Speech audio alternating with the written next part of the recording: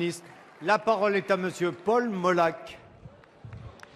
Merci Monsieur le Président. Ma question s'adresse à Monsieur le Premier ministre. La crise que traverse actuellement la Bretagne est d'abord sociale. Elle s'explique en partie par les stratégies hasardeuses de certaines entreprises agroalimentaires, ainsi que par la pression exercée par la grande distribution. Mais ces difficultés s'expliquent aussi par la montée d'un sentiment de relégation territoriale et sociale, tout particulièrement à l'ouest de la Bretagne, mais aussi dans de nombreux territoires ruraux dans toute la France. C'est pourquoi la maxime « Vivre, travailler et décider au pays » fait consensus en Bretagne et bien au-delà. Seules les régions chargées de l'aménagement équilibré du territoire sont à même de faire échec à ce sentiment de relégation. Le développement des métropoles doit se faire dans le cadre des schémas régionaux d'aménagement du territoire. La région Bretagne, mais pas seulement, n'a eu de cesse de réclamer davantage de moyens d'action politique et budgétaire. Celle-ci n'est d'ailleurs pas spécialement avantagée. Elle est avant-dernière en termes de dotation de l'État par habitant, 116 € quand la moyenne est à 140 €. Plus que de dotation, c'est bel et bien d'un réel pouvoir politique et budgétaire dont nous avons besoin pour libérer les énergies du territoire.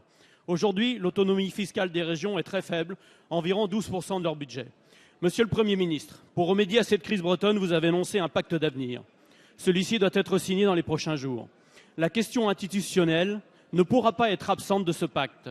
La région Bretagne a voté en 2013 une contribution sur le nouvel acte de décentralisation afin de demander une véritable régionalisation avec la possibilité d'associer transfert de compétences et délégation d'un pouvoir réglementaire tel que promis par le président de la République dans son discours de campagne de Dijon.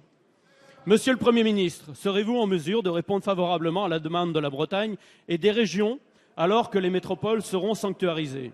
Ce qui est possible pour Lyon doit être possible pour la Bretagne et les régions de France qui en font la demande. Merci. La parole est à Madame Marie-Lise Lebranchu, ministre de la Réforme de l'État, de la décentralisation et de la fonction publique. Merci, Monsieur le Président.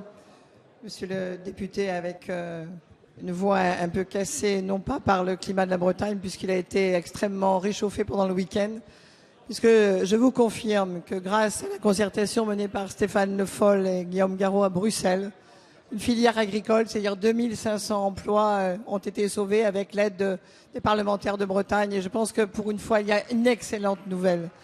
Ceci alors que depuis 7 ans, on savait que ces choses allaient intervenir.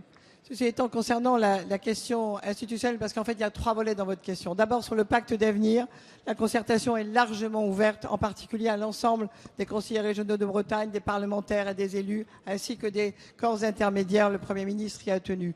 Beaucoup de propositions ont été faites qui, à mon sens, en tout cas, devraient être reprises par le Premier ministre, mais là-dessus, vous en savez autant que moi. Sur la question institutionnelle, sur le point du pouvoir des régions que vous appelez de vos voeux, je vous rappelle que c'est parce que la Bretagne, effectivement, avait demandé l'expérimentation que celle-ci, dans la Constitution, ne nous permet pas de suivre, puisque si une compétence est transférée à une région et réussie, elle doit être transférée à l'ensemble des régions de France.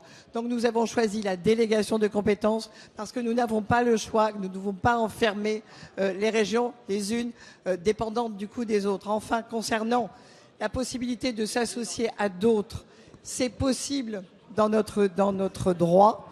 En particulier, après la conférence territoriale de l'action publique, la Bretagne pourra, avec l'ensemble des départements et des agglomérations, porter un certain nombre de questions institutionnelles. Je vous rappelle enfin que concernant les langues, le président de la République s'est engagé à que soit ratifié si les groupes parlementaires, dont l'UMP d'ailleurs, acceptent enfin de nous rejoindre sur cette demande de révision constitutionnelle.